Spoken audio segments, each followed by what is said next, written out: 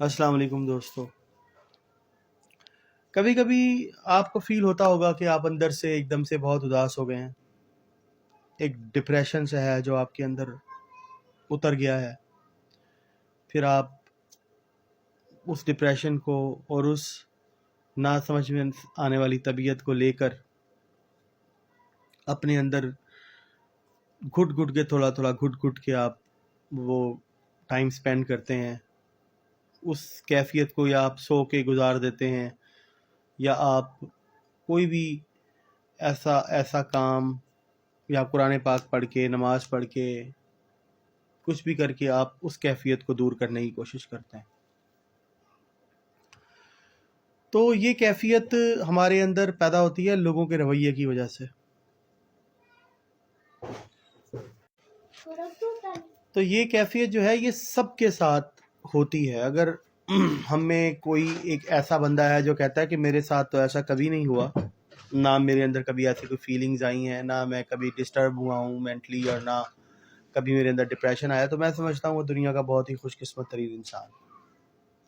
تو بات یہ ہے کہ ہمارے اندر ایسی فیلنگز آتی کیسے ہیں. ہمارے اندر ایسی فیلنگز آنے کی ریزنز بہت زیادہ ہو سکتی ہیں، لیکن جہاں تک میرا خیال ہے انسان سب کچھ مینیج کر جاتا ہے، لیکن لوگوں کے رویے، بیہیویئر اور کوئی بھی عجیب بات یہ کسی بھی انسان کو ڈسٹرب کرنے کے لیے کافی ہے. زندگی کے سارے مسائل، ساری چیزیں انسان کسی نہ کسی طرح ایڈجسٹ کر لیتا ہے، لیکن بیہیویئر کو ایبزارب کرنا کسی انسان کے، یا کوئی ایسی بات جو آپ کو بری لگ جائے اس کو برداشت کرنا، اس کو ایبزارب کرنا، کیونکہ آپ کے اندر وہ فالٹ نہیں ہے، آپ کے اندر وہ غلطی نہیں ہے، لیکن اگر آپ کو کوئی مس جج کر کے آپ کو کوئی بات سنا دیتا ہے تو وہ جو ایک چیز ہے نا اس کو برداشت کرنا بہت مشکل ہوتی ہے.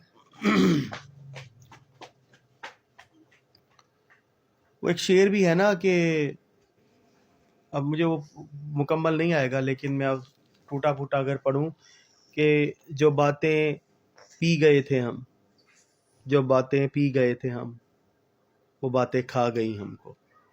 مطلب جو باتیں ہم برداشت کر گئے وہ باتیں ہمیں کھا گئی.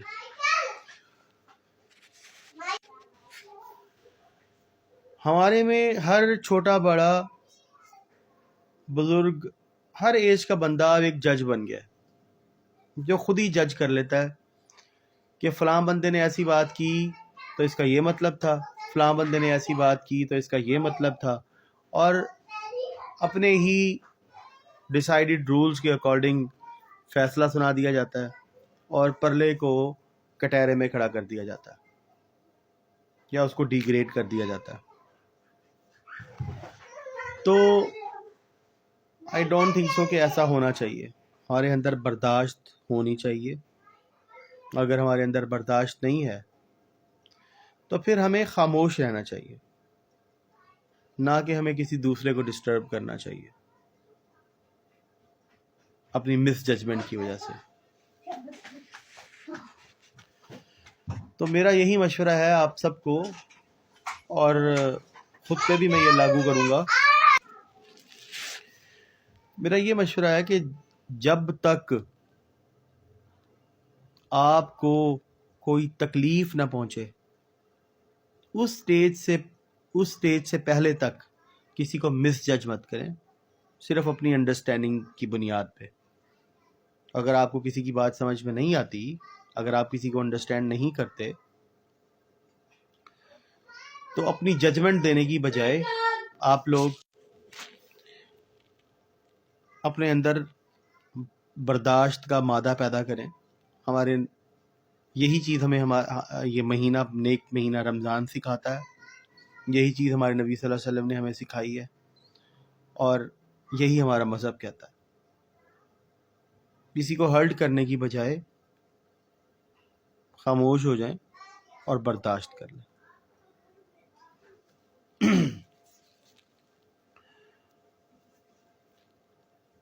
بس یہی ہے کہ اللہ تعالی ہم سب کو ایک اچھا انسان بننے کی توفیق عطا فرمائے، آمین۔ امید ہے آپ کی آج کی بات آپ کو پسند آئی ہوگی۔ اللہ حافظ۔